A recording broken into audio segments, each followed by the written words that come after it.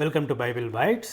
ఈనాటి అంశము ఆధునిక భారతదేశ నిర్మాణానికి క్రైస్తవ మిషనరీల పాత్ర.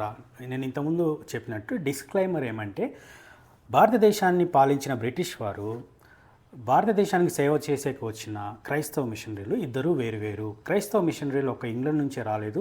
ఐర్లాండ్, అమెరికా, ఫ్రాన్స్ ఇలా వేరు దేశాల నుంచి భారతదేశానికి వచ్చారు. అనేక సేవా కార్యక్రమాలు చేసి భారతదేశ నిర్మాణంలో కీలక పాత్ర పోషించారు. దయచేసి ఇది గమనించండి. ఈనాడు మనము తెలుసుకోబోయే వ్యక్తి మహోన్నతమైన సేవ చేసిన వ్యక్తి, భారతదేశ నిర్మాణాన్ని, భారతదేశ సమాజ రూపురేఖలను మార్చివేసిన వ్యక్తి. సో మీకు కొన్ని పాయింట్స్ చెప్తాను చూడండి. మనం ఎవరైనా కూడా ఒక దేశం కాని దేశానికి, వేరే దేశానికి పోయి ఆ దేశానికి, ఆ సమాజానికి ఏదో సహాయం చేయాలనుకున్నప్పుడు పోయిన 2 సంవత్సరాల లోపలనే మన కొడుకు చనిపోతే మనం అక్కడ ఉండగలమా?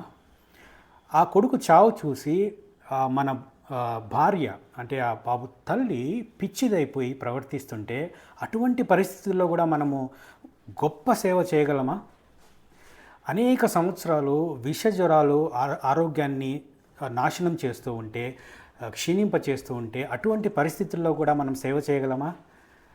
ఎన్నో సంవత్సరాలు కష్టపడి రాసిన బుక్స్, ట్రాన్స్లేషన్స్, డిక్షనరీసు అన్నీ కూడా మంటలో కాలిపోయి బూడిద మిగిలితే అటువంటి పరిస్థితుల్లో కూడా ఎవరైనా ఉన్నతమైన సేవ చేయగలరా? కానీ ఒక వ్యక్తి చేశాడండి. అతడే విలియం కేరీ. ఎస్, మీరు కరెక్ట్గా గెస్ చేశారు, విలియం కేరీ. ఆయన చేసిన సేవ దాదాపు ఒక 100 మంది గొప్ప వ్యక్తులను కలిపి చేస్తే ఎలా ఉంటుందో అంత సేవ చేశాడు ఆయన భారతదేశానికి. సో దాదాపు 20 పైన లాంగ్వేజెస్ నేర్చుకున్నాడు ఆయన. ఇక్కడ ఉండే సాంస్క్రిట్, హిందీ, మరాఠీ, తర్వాత ఒరియా, ఇటువంటి అన్ని 20 పైన లాంగ్వేజెస్ నేర్చుకొని మొదటగా ఆయన వచ్చిన విజన్ 1793వ సంవత్సరము ఇండియాకు వచ్చాడు. ఆయన ఇంగ్లాండ్ నుంచి ఒక విజన్తో వచ్చాడు. యేసుక్రీస్తు ప్రభు మరణ పునరుత్థాన సువార్తను అందరికీ పరిచయం చేయాలని వచ్చాడు. కానీ ఇక్కడ ఉండే సామాజిక అసమానతలు, సామాజిక రుగ్మతలు, దురాచారాలు చూశాడు. ఏంటి అవి అంటే, చిన్నపిల్లలను గంగానదికి బలిగా ఇచ్చేవారు. ఎందుకు ఇచ్చేవారంటే, చాలా రోజుల తర్వాత పిల్లలు పుట్టకుండా ఉండేవాళ్ళు మొక్కుకుంటారు, మాకు పుట్టిన మొదటి సంతానాన్ని మీకు ఇస్తామని. లేదంటే ఆడపిల్లలు పుట్టేవాళ్ళు మగపిల్లోడి కోసము ఈ చిన్నపిల్లలను తీసుకెళ్ళి గంగానదిలో వదిలేసేవారు. అది మొసళ్ళకు ఆహారంగా చనిపోయేవారు చిన్నపిల్లలు.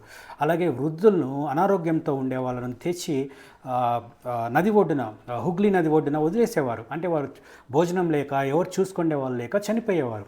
లెప్రసీ, కుష్ఠవ్యాధి, ఇటువంటి వ్యాధి వచ్చిన వాళ్ళను 6-7 అడుగుల గోతి తీసి అందులో పెట్టి చంపేసేవారు. సతీ సహగమనం ఎంత చెప్పినా తక్కువే. అప్పుడు స్టాటిస్టిక్స్ తీసుకుంటే విలియం కేరీ గారు ఒక్క సంవత్సరంలోనే 438 మంది సతీ ద్వారా హత్య గావించబడ్డారు.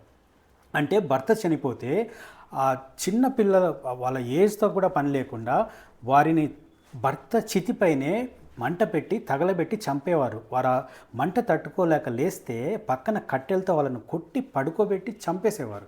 అంత దారుణమైన పరిస్థితుల్లో ఉన్నాయి. సో ఈయన సువార్తతో పాటి అనేకమైన సామాజిక సేవా కార్యక్రమాలు చేశారు. అసమానతలు తొలగించాడు. ఈ దురాచారాలన్నిటి మీద కూడా పోరాడు.